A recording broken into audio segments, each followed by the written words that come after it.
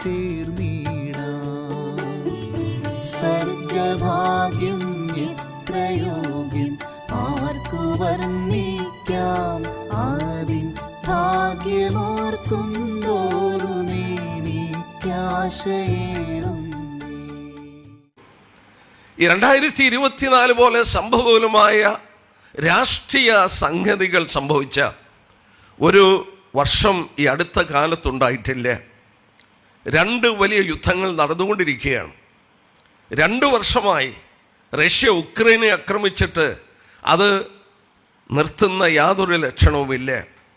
ഒരു ലോകമഹായുദ്ധത്തിലേക്ക് അത് വലിച്ചിഴക്കപ്പെടുമോ എന്ന് സംശയമുണ്ട്. കാരണം ഉക്രൈനിൽ നിന്ന് അമേരിക്ക ഉണ്ടാക്കിയ മിസൈലുകൾ അവരുടെ നേരെ തൊടുത്തു വിടുമ്പോൾ പുടിൻ, അതായത് റഷ്യയുടെ പ്രസിഡന്റ്, പരസ്യമായി പ്രഖ്യാപിച്ചു, അമേരിക്കയും പാശ്ചാത്യ രാജ്യങ്ങളും ഞങ്ങളെ ആക്രമിക്കുന്ന പോലെ കരുതും, ഞങ്ങൾ ന്യൂക്ലിയർ ആയുധങ്ങൾ ഉപയോഗിക്കും. അതേസമയം കഴിഞ്ഞ 1 വർഷമായി ഇസ്രയേൽ ചുറ്റുമുള്ള രാജ്യങ്ങളോട് യുദ്ധത്തിൽ ഏർപ്പെട്ടിരിക്കുകയാണ്. ഒരു സ്ഥലത്തല്ല, അവരുടെ എല്ലാ ചുറ്റുപാടുകളിലും യുദ്ധം നടക്കുകയാണ്. ലോകമൊരു വല്ലാത്ത സങ്കീർണമായ ഒരു കാലഘട്ടത്തിലാണ്. ഞാൻ ഈ പ്രവചനം പ്രസംഗിക്കുന്ന ഒരു കർത്തദാസൻ എന്ന നിലയിൽ ഒരുപാട് ഫോൺ കോളുകളും ഒരുപാട് പേർ എന്നെ വിളിക്കാറുണ്ട്, ഒരുപാട് ചോദ്യങ്ങൾ എന്നോട് ചോദിക്കാറുണ്ട്. ബ്രദറെ, 3-ാം ലോകയുദ്ധത്തിലേക്ക് ഇത് പോകുമോ? റഷ്യ ഇറാഖിനോട് ചേർന്ന് ഇസ്രയേലിനെ ആക്രമിക്കുമോ? ഇറാനോട് ചേർന്ന് അനേക ചോദ്യങ്ങൾ ചോദിച്ചിട്ടുണ്ട്. ഞാനതിന് മറുപടി കൊടുത്തിട്ടുണ്ട്. വളരെ വ്യക്തമായി ദൈവജനത്തിലൂടെ പറയാൻ കഴിയുന്ന മറുപടികൾ ഞാൻ കൊടുത്തിട്ടുണ്ട്. ഞാൻ വിഷയത്തിലേക്ക് വരികയാണ്. നമ്മുടെ കർത്താവ് മടങ്ങി വരുന്നു, വേഗം വരുന്നു എന്നുള്ളത് തർക്കമറ്റ സംഗതിയാണ്. ഇവിടെ നമ്മൾ വായിച്ചതുപോലെ നമ്മൾ വെളിച്ചത്തിലുള്ളവരാകിയാൽ കാലഘട്ടത്തെ വിലയിരുത്തുമ്പോൾ ദൈവപുത്രൻ വന്ന് നമ്മളെ ഈ ലോകത്തിൽ നിന്ന് മാറ്റിക്കഴിയുമ്പോൾ ഈ ലോകത്തിൽ നടക്കേണ്ട സംഭവങ്ങൾക്ക് വേണ്ടി വളരെ ദ്രുതഗതിയിൽ കാര്യങ്ങൾ മുന്നോട്ട് നീങ്ങുകയാണ്. അതിലൊരു കാര്യം ഞാൻ പ്രത്യേകം എടുക്കുകയാണ്. നമുക്കറിയാം, നമ്മുടെ കർത്താവ് മടങ്ങി വരുമ്പോൾ യേശുക്രിസ്തു രാജാവായി ഈ ലോകത്തെ ഭരിക്കാൻ പോകുന്നത് സിയോനിൽ നിന്നാണ്, യെരുശലേമിൽ നിന്നാണ്. ഞാൻ ഒരു വാക്യമൊന്ന് വായിച്ചോട്ടെ. സഖറിയ പ്രവചനം 8-ാം അധ്യായത്തിൻ്റെ ആദ്യത്തെ 3 വാക്യം. സിയോൻ എന്ന് പറയുന്നത് ഇന്നത്തെ ഇസ്രയേലിൻ്റെ ഭാഗമാണ്, യെരുശലേമിൻ്റെ പ്രദേശമാണ്. കർത്താവ് രാജാവായി വാഴാൻ പോകുന്നത് അവിടെ നിന്നാണ്. സഖറിയ 8-ന്റെ ആദ്യത്തെ 3 വാക്യം. സൈന്യങ്ങളുടെ യഹോവയുടെ അരുളപ്പാട് എനിക്കുണ്ടായതെന്നാൽ, സൈന്യങ്ങളുടെ യഹോവ ഇപ്രകാരം അരുളി ചെയ്യുന്നു, ഞാൻ മഹാതീഷ്ണതയോടെ സിയോന് വേണ്ടി എരിയുന്നു, ഞാൻ അതിനുവേണ്ടി മഹാക്രോധത്തോടെ എരിയുന്നു.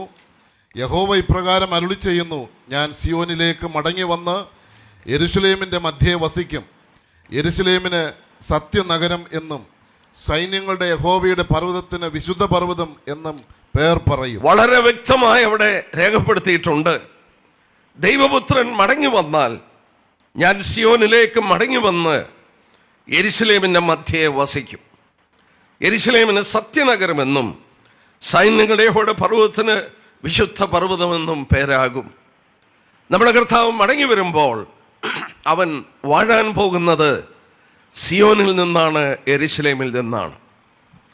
എൻ്റെ പ്രിയപ്പെട്ടവരെ, അവൻ മടങ്ങി വരുന്ന സന്ദർഭത്തിൽ നമ്മുടെ കർത്താവ് ആദ്യം ചെയ്യുന്നത് നമുക്കറിയാം. ഈ ലോകത്തിൽ ഇന്ന് ലോകത്തിൻ്റെ പ്രഭുവായിരിക്കുന്ന പൈശാചികനെ അവൻ ആദ്യം അവനെ ബന്ധിക്കുകയാണ്. എല്ലാ വാക്യങ്ങളും ഞാൻ വായിക്കുന്നില്ല. വെളിപ്പാട് പുസ്തകം 20-ാം അധ്യായത്തിൻ്റെ ആദ്യത്തെ 3 വാക്യങ്ങൾ വായിക്കുമ്പോൾ നമ്മുടെ കർത്താവ് മടങ്ങി വന്നാൽ ആദ്യം ചെയ്യുന്നത് സാത്താനെയും അവൻ്റെ ദൂതന്മാരെയും അഗാധ കൂപത്തിൽ പൂട്ടും. എന്നാൽ അവിടെ ഒരു കാര്യം മാത്രം ഞാനൊന്ന് ചൂണ്ടിക്കാണിച്ചോട്ടെ. നമുക്കിന്ന് നടക്കുന്ന യുദ്ധങ്ങളുടെ പുറകിൽ ആരാണെന്ന് ഗ്രഹിക്കാൻ കഴിയും. സാത്താനെ ബന്ധിച്ച് കഴിയുമ്പോൾ നമ്മൾ ആ 20-ാം അധ്യായത്തിൻ്റെ 3-ാം വാക്യത്തിൽ വായിക്കുന്നുണ്ട്.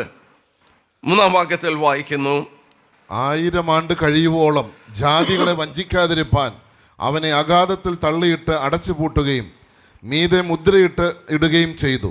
അതിന്റെ ശേഷം അവനെ അല്പകാലത്തേക്ക് അഴിച്ചുവിടേണ്ടതാണ്. 1000 വർഷം അവനെ അടച്ചുപൂട്ടുമ്പോൾ കർത്താവിന്റെ വചനത്തിൽ വായിക്കുന്നു, ജാതികളെ വഞ്ചിക്കാതിരിപ്പാനാണ്. In order not to deceive the nations. രാഷ്ട്രങ്ങളെ വഞ്ചിക്കാതിരിപ്പാൻ അവനെ പൂട്ടുകയാണ്. ഒരല്പസമയത്തേക്ക് അവനെ തുറന്നുവിടുമ്പോൾ നമ്മൾ അതിൻ്റെ 9 തൊട്ടുള്ള വാക്യത്തിൽ വായിക്കുന്നുണ്ട്, ആ അല്പസമയത്തേക്ക് അഴിച്ചുവിടുമ്പോൾ അവൻ ഭൂമിയിൽ പരക്കെ ചെന്ന് ഗോഗും ആഗോഗ് മുതലായ ആളുകളെ കൂട്ടി വീണ്ടും യെരുശലേമിനോട് യുദ്ധത്തിന് കൂടി വരികയാണ്. ഈ പൈശാചകനെ പൂട്ടിയിരിക്കുമ്പോൾ യെശയ്യാവ് 2-ാം അധ്യായത്തിലും അതുപോലെ മീഖയുടെ പ്രവചനം 4-ാം അധ്യായത്തിലും വായിക്കുന്നുണ്ട്, ജാതി ജാതിക്ക് നേരെ വാൾ ഓങ്ങുകയില്ല, അവർ യുദ്ധം അഭ്യസിക്കില്ല. ഈ പൈശാചികനെ പൂട്ടിയിരിക്കുമ്പോൾ ലോകത്തിൽ യുദ്ധമില്ലായിരിക്കും. അവരുടെ യുദ്ധായുധങ്ങളെ കൃഷിയായുധങ്ങളായി മാറ്റും. ഞാൻ ആ വാക്യങ്ങളെല്ലാം എടുക്കുന്നില്ല. യെശയ്യാവ് 2-ാം അധ്യായത്തിൻ്റെ 2 തൊട്ട് 4 വരെയുള്ള വാക്യവും മീഖ പ്രവചനം 4-ാം അധ്യായത്തിൻ്റെ ആദ്യത്തെ 3 വാക്യങ്ങളിലും വളരെ വ്യക്തമായി രേഖപ്പെടുത്തിയിട്ടുണ്ട്, ജാതി ജാതിക്ക് നേരെ വാൾ ഓങ്ങില്ല, യുദ്ധം അഭ്യസിക്കില്ല. ലോകം സമാധാനം കാണാൻ പോകുന്നു. അതിൻ്റെ കാരണം ഈ പൈശാചികനെ, ഈ ജാതികളെ വഞ്ചിക്കാതിരിപ്പാൻ അവനെ പൂട്ടിയിരിക്കുമ്പോൾ ലോകം സമാധാനത്തിൽ യുദ്ധമില്ലാതെ കഴിഞ്ഞുകൂടും. അല്പസമയത്തേക്ക് അവനെ അഴിച്ചുവിടുമ്പോൾ വീണ്ടും ലോകത്തിൽ യുദ്ധം നടക്കും. ഒരു കാര്യം നമുക്ക് വ്യക്തമായി മനസ്സിലാക്കാൻ കഴിയുന്നു, ഈ യുദ്ധങ്ങളുടെ പിറകിൽ പ്രവർത്തിക്കുന്നത് സാത്താനാണ്. മാനവരാശിയെ കൊന്നൊടുക്കുവാൻ, അരാജകത്വമുണ്ടാക്കാൻ, അസ്വസ്ഥതയുണ്ടാക്കാൻ, മനുഷ്യന്റെ സ്വസ്ഥത നഷ്ടപ്പെടുത്താൻ യുദ്ധങ്ങൾ നടത്തുന്നത് പൈശാചികനാണെന്നുള്ളത് വളരെ വ്യക്തമായി ഈ പറഞ്ഞ വാക്യങ്ങളിലൂടെ നമ്മൾ കാണുന്നു. ഇന്ന് നടക്കുന്ന യുദ്ധങ്ങളുടെ പുറകിൽ ആരാണ്? ഞാനതിൽ പ്രധാനമായി ഇറാനോടുള്ള ബന്ധത്തിൽ ചില കാര്യങ്ങൾ തിരുവചനത്തിൽ നടത്തിയെടുക്കുകയാണ്. എനിക്ക് ദീർഘമായിട്ട് പറയാമെന്നാൽ എൻ്റെ അനുവദിക്കപ്പെട്ട സമയത്തിൻ്റെ ഉള്ളിൽ ആധുനിക സംഭവങ്ങൾക്ക് വഴിതെരിച്ചത് ഇറാൻ എന്ന് പറയുന്ന ആ രാജ്യത്തിൻ്റെ പ്രവൃത്തിയാണ്. നമുക്കറിയാം, അവിടെ ഇസ്ലാമിക് വിപ്ലവമുണ്ടായി, അയത്തുള്ള കൊമേനിമാരവിടെ ഭരിക്കുന്നു. ആ രാജ്യമാണ് ഇസ്രയേലിൻ്റെ ചുറ്റും കിടക്കുന്ന രാജ്യങ്ങളിലെ പ്രോക്സീസിനെ, അതായത് ലെബനോനിൽ ഹെസ്ബുള്ളയും ഇസ്രയേലിൻ്റെ തെക്ക് ഭാഗത്ത് കിടക്കുന്ന ഗാസയുടെ പ്രദേശത്ത് ഹമാസിനെയും അതുപോലെ യമനിലെ ഹൂത്തികളെയും ഇറാഖിലെ ഷിയ മിലിഷ, ഇങ്ങനെ ഇസ്രയേലിൻ്റെ മാപ്പ് എടുത്ത് വെച്ച് നോക്കിയാൽ ഇസ്രയേലിൻ്റെ വടക്ക് ഭാഗത്ത് ഹെസ്ബുള്ള, ഷിയ മിലിഷ, അതിൻ്റെ താഴോട്ട് വരുമ്പോൾ ഗാസയുടെ പ്രദേശത്ത് നിന്ന് ഹമാസ്. എന്തിനു പറയുന്നു? ഇസ്രയേലിൻ്റെ ചുറ്റും കിടക്കുന്ന രാജ്യങ്ങളെ, അവിടെയുള്ള ജനങ്ങളെ ആയുധങ്ങളെ കൊണ്ട് നിറച്ച്, മാത്രമല്ല അവരെ ചില ആശയങ്ങൾ കൊണ്ട് അവരുടെ തലച്ചോറ് നിറച്ച് അവർ യഹൂദനെ, ഇസ്രയേലിനെ ഒരു രാജ്യമല്ലാതാക്കി തീർക്കാൻ വേണ്ടി അവര് എല്ലാ പ്രയത്നങ്ങളും ചെയ്തുകൊണ്ടിരിക്കുകയാണ്. നമ്മൾ ഓർക്കണം, ഇറാൻ എന്ന് പറയുന്ന രാജ്യം വളരെ സമ്പത്തുള്ള ഒരു രാജ്യമാണ്. കാരണം നമ്മൾ പണ്ട് നമുക്കറിയാം, നമ്മുടെ നാട്ടിൽ നിന്ന് ആരെങ്കിലും ഗൾഫിൽ പോയാൽ അന്ന് പറയുന്ന കാര്യം പേർഷ്യക്ക് പോയെന്നാണ് പറയുന്നത്. ഈ പേർഷ്യ എന്ന് പറയുന്നതാണ് ഇറാൻ. ഇറാൻ ഒരു അറബ് കൺട്രി അല്ല, അത് പാർസികളുടെ രാജ്യമാണ് പേർഷ്യ. ഈ ഞാൻ പറഞ്ഞതുപോലെ അന്ന് ജോലിക്ക് പോയിക്കൊണ്ടിരുന്നത് പേർഷ്യയിൽ പോകുവാണെന്ന് പറയും. കാരണം അവിടെയായിരുന്നു എണ്ണക്കിണറുള്ളത്. മറ്റ് മധ്യപൂർവ്വ ദേശങ്ങളിൽ എണ്ണ കണ്ടുപിടിച്ചിരുന്നില്ല. 73-ന്റെ ശേഷമാണ് ഗൾഫ് രാജ്യങ്ങളിലെ ഈ എണ്ണയുടെ കൊഴുപ്പുണ്ടാകുന്നത്. അങ്ങനെ ഇറാന് വളരെ സമ്പത്തുള്ള ഒരു രാജ്യമാണ്. ആ സമ്പത്ത് അവരുടെ ചുറ്റും കിടക്കുന്ന രാജ്യങ്ങൾക്ക് ഇസ്രയേലിനെ നിഗ്രഹിച്ചു കളയുവാൻ, ആയുധങ്ങൾ മേടിക്കുവാൻ, അവരെ അതിനുവേണ്ടി ഇൻഡോക്ട്രിനേറ്റ് ചെയ്യുക, അവരുടെ ബുദ്ധിയിൽ ഈ കാര്യങ്ങൾ പറഞ്ഞ് മനസ്സിലാക്കി അവരെ ഇസ്രയേലിനെ നശിപ്പിച്ചു കളയണം എന്നുള്ളൊരു ആശയത്തിലേക്ക് കൊണ്ടുവന്ന് തീവ്രവാദികളുടെ നിരകളെ തന്നെ ഉണ്ടാക്കിയെടുത്തത് ഇറാനാണ്. നമ്മൾ കണ്ടു, ഏതാണ്ട് 1600 കിലോമീറ്ററിനപ്പുറത്താണ് ഇസ്രയേലിൽ നിന്ന് ഇറാൻ എന്ന് പറയുന്ന രാജ്യം കിടക്കുന്നത്. ഒരു നിമിഷം ഒന്ന് ഓർത്തേ, ഈ രണ്ട് രാജ്യങ്ങളുടെ മധ്യത്തിൽ സിറിയ, ലെബനോൻ മുതലായ ജോർദാൻ മുതലായ രാജ്യങ്ങളുണ്ട്. നോക്കുക, ഇറാനും ഇസ്രയേലും തമ്മിൽ അതിരുകൾ വാസ്തവത്തിലില്ല. ഇന്ത്യയും പാകിസ്ഥാനും കൂടെ യുദ്ധമുണ്ടായി. കാരണം ഇന്ത്യയും പാകിസ്ഥാനും അതിര് ഉള്ള രാജ്യങ്ങളാണ്. ഇന്ത്യയും ചൈനയുമായിട്ട് യുദ്ധമുണ്ടായി. ഈ രണ്ട് രാജ്യങ്ങൾ തമ്മിൽ അതിരുള്ള രാജ്യങ്ങളാണ്. എന്നാൽ ഇറാൻ എന്ന് പറയുന്ന രാജ്യത്തിന് ഇസ്രയേലുമായിട്ടൊരു അതിരില്ല. ഈ അതിരില്ലെന്ന് മാത്രമല്ല, ഇസ്രയേലിൽ നിന്ന് ഏതാണ്ട് 1600 കിലോമീറ്റർ ദൂരമാണ് ഇറാൻ കിടക്കുന്നത്. അവിടെ നിന്ന് എന്തിനാണ് അവര് 200 മിസൈൽ ഒരു ദിവസം അയച്ചത് ഇസ്രയേലിന്റെ നേരെ? മനുഷ്യ ചരിത്രത്തിൽ നടക്കാത്ത സംഭവം.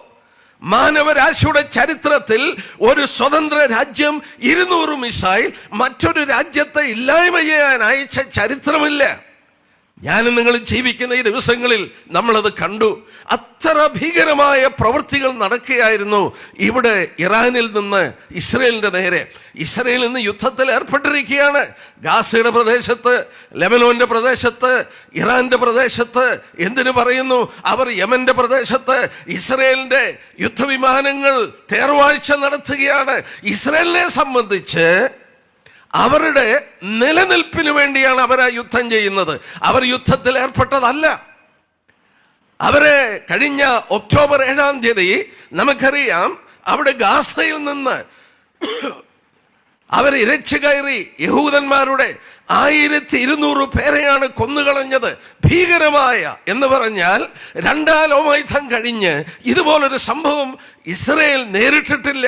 1200 സ്ത്രീകളെയും കുഞ്ഞുങ്ങളെയും യഹൂദന്മാരെയും നീചമായി ആക്രമിക്കുകയും റേപ്പ് ചെയ്യുകയും കൊല്ലുകയും ചെയ്തത് നമ്മൾ കണ്ടതാണ് 1 വർഷം മുമ്പ്, കഴിഞ്ഞ ഒക്ടോബർ 7-ാം തീയതി. അതിൻ്റെ ശേഷം നമ്മൾ ഓർക്കണം, ലെബനോൻ എന്ന് പറയുന്ന ഇസ്രയേലിന്റെ വടക്കിഴക്കുന്ന ഒരു രാജ്യം, അവിടെ ഹെസ്ബുള്ള എന്ന് പറയുന്ന തീവ്രവാദികൾ 2 ലക്ഷം, 1-2 2 ലക്ഷം മിസൈലുകൾ ഇസ്രയേലിന്റെ നേരെ തിരിച്ചു വെച്ചിരിക്കുകയാണ്, തൊടുത്തു വെച്ചിരിക്കുകയാണ്. 2 ലക്ഷം. ആരാണ് അത് മേടിക്കാൻ പണം കൊടുത്തത്? ഇറാൻ ആ പണം കൊടുത്ത് അവരെ അങ്ങനെ ക്രമീകരിച്ചെടുത്തതാണ്. നോക്കുക, ഇസ്രയേലിന്റെ ചുറ്റും കിടക്കുന്ന രാജ്യങ്ങൾ ഇസ്രയേലിനെ നിഗ്രഹിച്ചു കളയുവാൻ ഇങ്ങനെ ഭയങ്കരമായ പ്രവൃത്തിയിൽ ഏർപ്പെട്ടിരിക്കുന്നു. വചനത്തിൽ നമ്മൾ വായിച്ചു, ദൈവമക്കളായി നമ്മൾ ഇരുട്ടിലുള്ളവരല്ല, നമ്മളെ വെളിച്ചത്തിന്റെ മക്കളാണ് നാം. അതുകൊണ്ട് എന്ത് ചെയ്യണമെന്ന് ദൈവവചനത്തിൽ പറഞ്ഞു? സുബോധമായി കാര്യങ്ങളെ വിലയിരുത്തുവാനായിട്ട് ആവശ്യപ്പെട്ടു.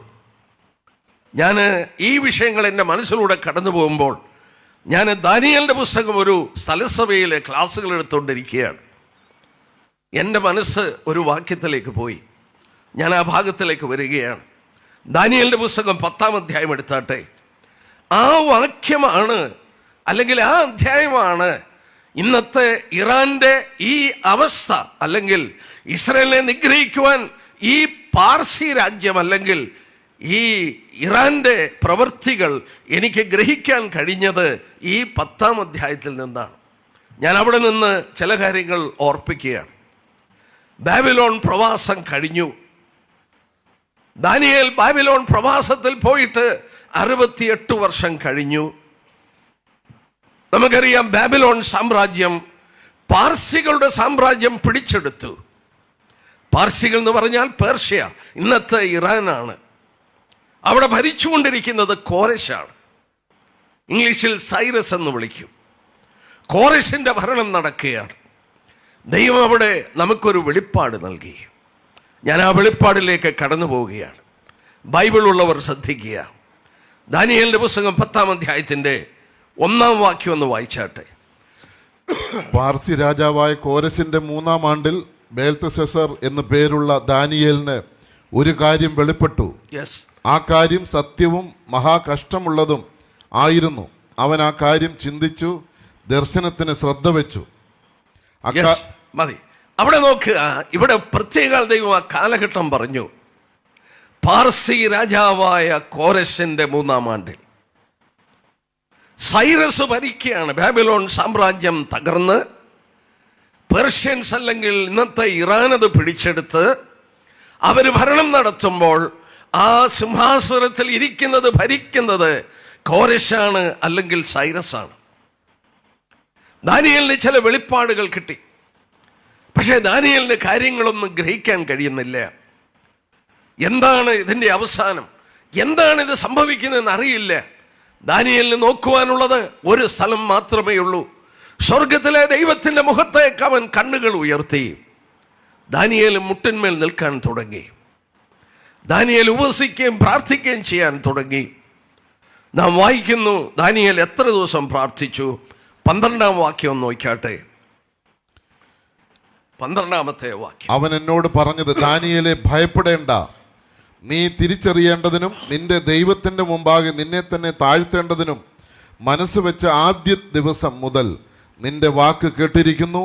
നിന്റെ വാക്ക് ഹേതുവായി തന്നെ ഞാൻ വന്നിരിക്കുന്നു.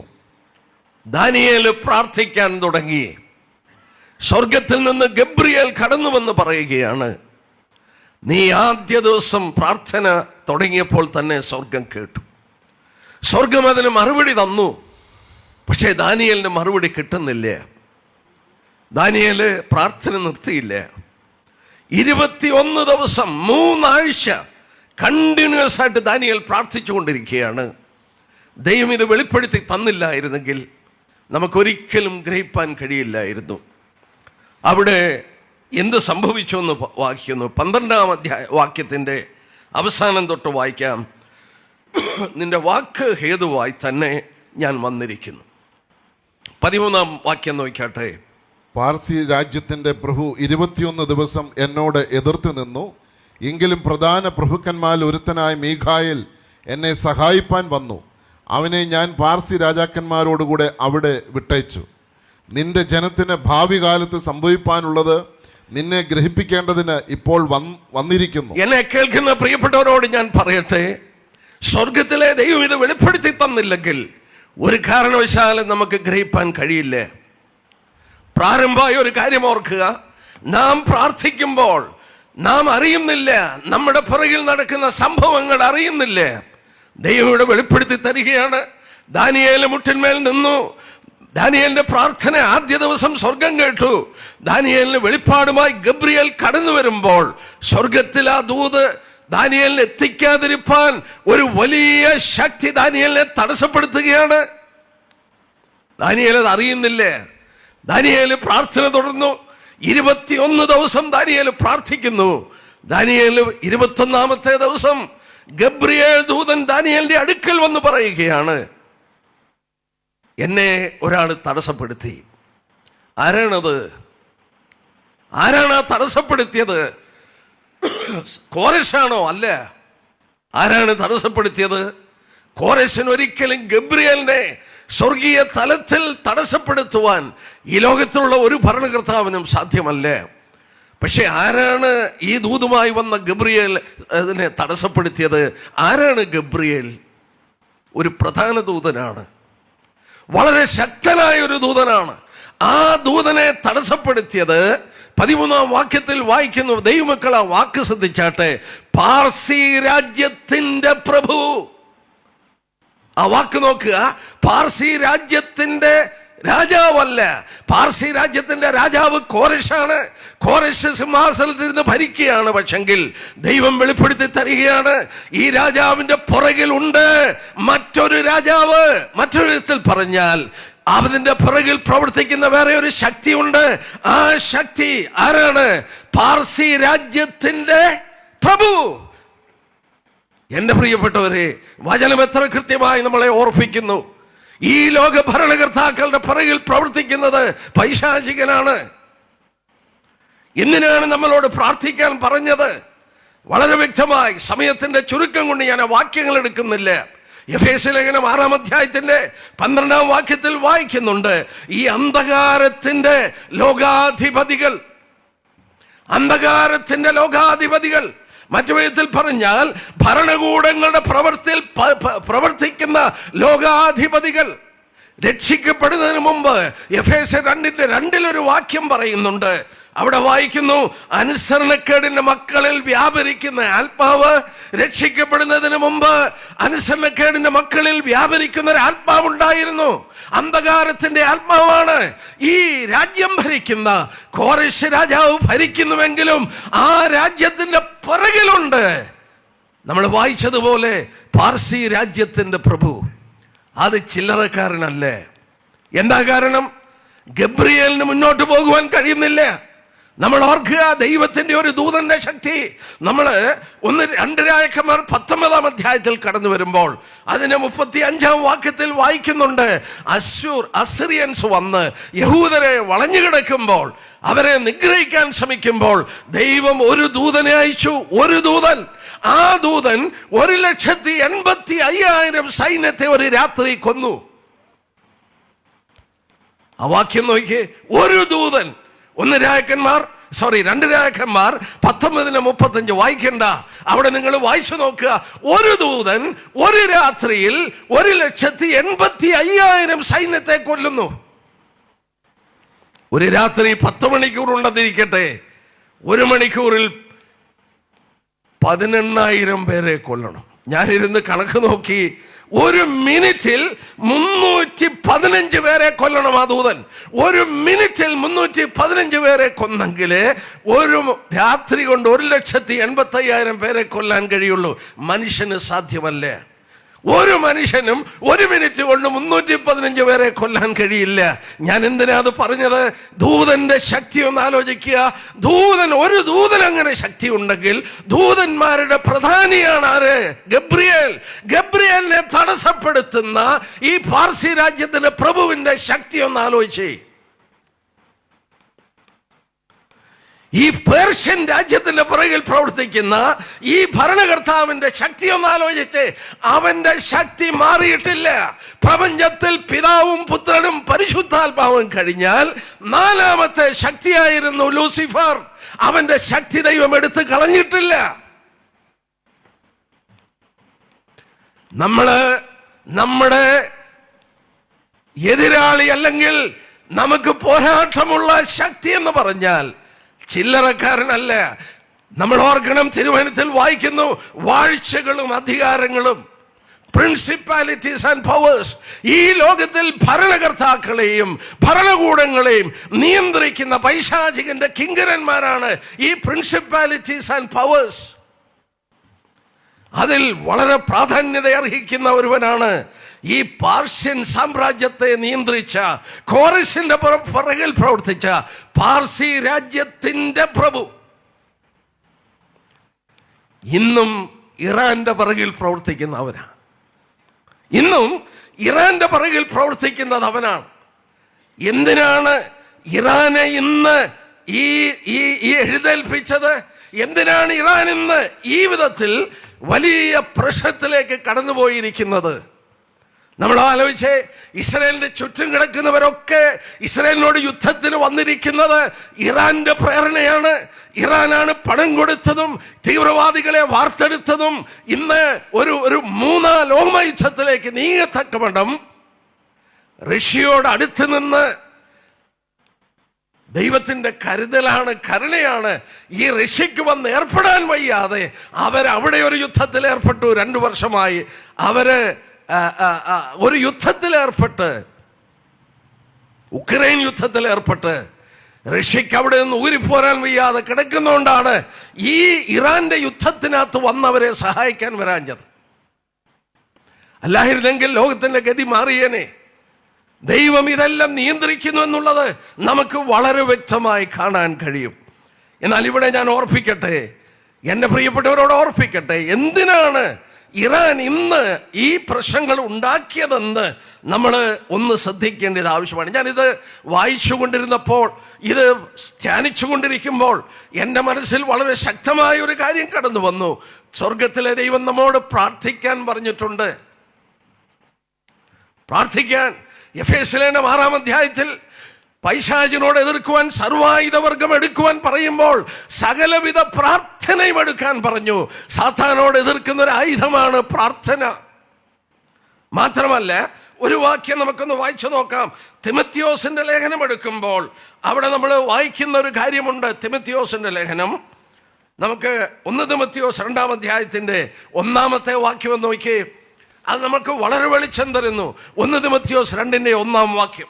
എന്നാൽ സകല മനുഷ്യർക്കും നാം സർവഭക്തിയോടും കനത്തോടും കൂടെ സാവധാനതയും സ്വസ്ഥതയും ഉള്ള ജീവനം കഴിക്കേണ്ടതിന് വിശേഷാൽ രാജാക്കന്മാർക്കും സകല അധികാരസ്ഥന്മാർക്കും വേണ്ടി യാചനയും പ്രാർത്ഥനയും പക്ഷപാതവും സ്തോത്രവും ചെയ്യണമെന്ന് ഞാൻ സകലത്തിനും മുമ്പേ പ്രബോധിപ്പിക്കുന്നു. ദൈവം വെറുതെ പറഞ്ഞതാണോ? നമുക്ക് സാവധാനതയും സ്വൈരതയും ഉള്ളൊരു ജീവിതം വേണം. പീസ് ആൻഡ് ക്വൈറ്റ് ലൈഫ്, ഒരു ക്വൈറ്റ് ലൈഫ്, ഒരു സമാധാനമായ ജീവിതം, ഒരു സ്വസ്ഥമുള്ളൊരു ജീവിതം. എൻ്റെ പ്രിയപ്പെട്ടവരോട് ഞാൻ പറയട്ടെ, കേരളത്തിലുള്ളവർക്ക് ഇന്ന് വരെ സ്വസ്ഥമായി പാർക്കുവാൻ എന്താ കഴിയുന്നത്? നിങ്ങളൊന്ന് ആലോചിച്ച് നോക്കിക്കേ. ഇന്ത്യയുടെ വടക്കേയറ്റത്തെ പ്രദേശം, അവിടെ നടക്കുന്ന സംഭവങ്ങൾ എന്താണ്? മണിപ്പൂരിലുമൊക്കെ എന്താ നടക്കുന്നത്? അവിടെയുള്ള കുഞ്ഞുങ്ങളുമായി അവിടെയുള്ള മാതാപിതാക്കൾക്ക് സ്വൈരമായി പാർക്കാമോ? ഈ യുദ്ധമുഖം നിങ്ങൾ വാർത്തകളിൽ കാണുന്നില്ലേ? അവിടെയുള്ള കുടുംബങ്ങളെ ഒന്ന് ആലോചിച്ചേ. അവിടെയുള്ള കുഞ്ഞുങ്ങളെ കണ്ടോ? ആ വാർത്തകൾ ഞാൻ ശ്രദ്ധിക്കുന്ന ഒരു വ്യക്തിയാണ്. പക്ഷേ പലപ്പോഴും ഞാൻ വാർത്ത ഓഫ് ചെയ്ത് കളയും. എനിക്ക് കാണാൻ ബുദ്ധിമുട്ടാണ്. ആ കുഞ്ഞുങ്ങൾ ഭക്ഷണത്തിന് വേണ്ടി, ആ കുഞ്ഞുങ്ങൾ വീടില്ലാതെ അവരെന്തുമാത്രം ബുദ്ധിമുട്ടുകൾ അനുഭവിക്കുന്നു. എന്താ കാരണം? അവരുടെ സാവധാനതയും സ്വസ്ഥതയൊക്കെ നഷ്ടപ്പെട്ടു, യുദ്ധത്തിൽ ഏർപ്പെട്ടു. ദൈവം അതുകൊണ്ടൊരു കാര്യം പറഞ്ഞു, പ്രാർത്ഥിച്ചോ. എന്തിനു വേണ്ടി? ആർക്കു വേണ്ടി? ഭരണകർത്താക്കൾക്ക് വേണ്ടി പ്രാർത്ഥിച്ചോ. നമ്മളെ ഭരിക്കുന്ന ഗവൺമെന്റിന് വേണ്ടി ആരുമായിക്കൊള്ളട്ടെ പ്രാർത്ഥിക്കണം. നമ്മുടെ കേന്ദ്ര ഗവൺമെന്റിന്, സംസ്ഥാന ഗവൺമെന്റിന് വേണ്ടി പ്രാർത്ഥിക്കണം. ദൈവജനത്തിൽ പറയുന്നത് എന്താ? Piece and quite life. നമുക്ക് സ്വസ്ഥമായൊന്ന് പാർക്കണം.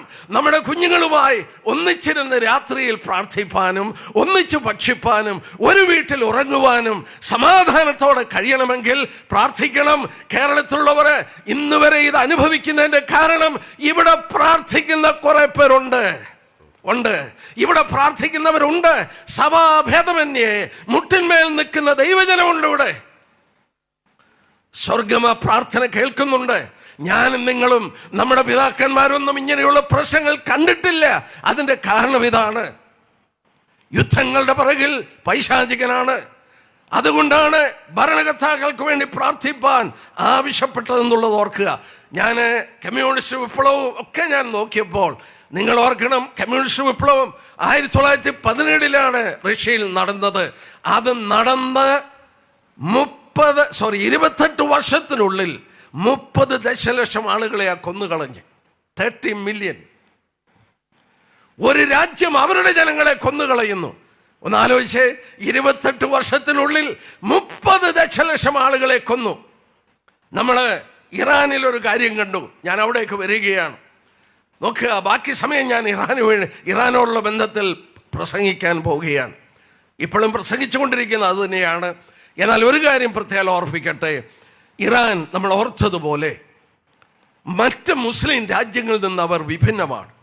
ഇറാനിലൊരു വിപ്ലവം നടന്നു. അത് നമ്മൾ വളരെ പ്രാധാന്യതയോടെ ശ്രദ്ധിക്കേണ്ടതാണ്. ഇറാൻ്റെ ചരിത്രം നിങ്ങളൊന്ന് എടുത്തു നോക്കിയാൽ ഇസ്രയേലിൻ്റെ അടുത്ത ഒരു സ്നേഹിതനായിരുന്നു ഇറാൻ. പാശ്ചാത്യ രാജ്യങ്ങളോട് ഏറ്റവും അടുത്ത് നിന്ന രാജ്യമാണ് ഇറാൻ.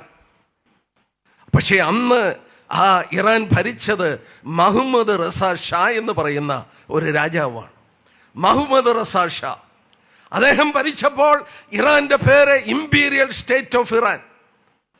1979 വരെ ഈ മുഹമ്മദ് റസാ ഷാ ഭരിച്ചുകൊണ്ടിരുന്നപ്പോൾ ആ ഇറാന് വാസ്തവത്തിൽ ഇസ്രയേലിന്റെയും പാശ്ചാത്യ രാജ്യങ്ങളുടെയും അടുത്ത സ്നേഹിതരായിരുന്നു. എന്നാൽ 1979 ഇറാനിൽ വലിയൊരു സംഭവം ഉണ്ടായി. അവിടെ ഒരു വലിയ വിപ്ലവം, ഇസ്ലാമിക് വിപ്ലവം ഉണ്ടായി 79.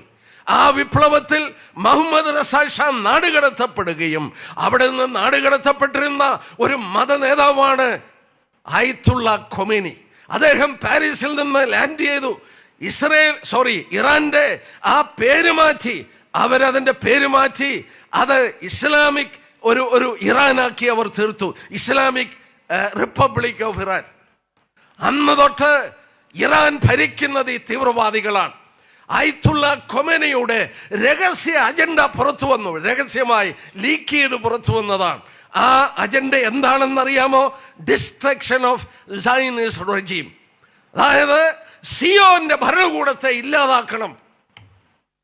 എന്തിനാ ഇവർക്ക് ഇത്ര വൈരാഗ്യം ഇവരോട്? ഞാൻ ഓർപ്പിച്ച പോലെ അവര് ഒരതിര് പങ്കുവെക്കുന്നില്ല. അതിനുമായിട്ടൊരു പ്രശ്നമില്ല. ഇസ്രയേലിൽ നിന്ന് 1600 കിലോമീറ്റർ ദൂരെ കിടക്കുന്ന ഈ രാജ്യം എന്തിനാണ്? ഇസ്രയേലിനെ ഇല്ലായ്മ ചെയ്യണം. മാത്രമല്ല ക്രിസ്തീയ മൂല്യങ്ങൾക്ക് പ്രാധാന്യത കൊടുത്ത പാശ്ചാത്യ രാജ്യങ്ങളെയും തകർക്കണം.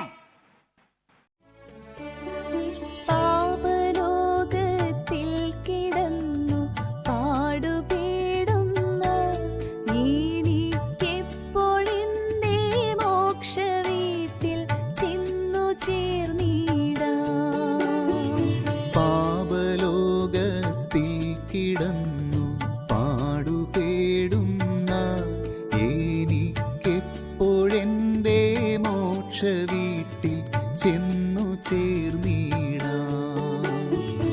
സർഗഭാഗ്യം എത്രയോഗ്യം ആർക്കു വർണ്ണിക്കാം. ആദിൻ ഭാഗ്യമോർക്കും തോറുമേനിക്കാശയേറും.